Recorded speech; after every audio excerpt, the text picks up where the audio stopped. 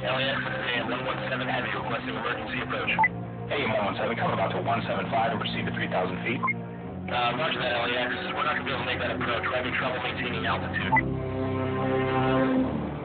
Shaping up to be a rough commute out there today. Watch for an accident on the 101 near Sherman Way. And we're just getting word that the 405 southbound has been shut down completely. It's like some sort of police activity. It's kind of cleared for a 2-mile stretch from the 118 all the way up to Victory. As soon as we get more information, we'll let you know. But in the meantime, we'll get you through with another 40 minutes of your favorite hits on KCTV.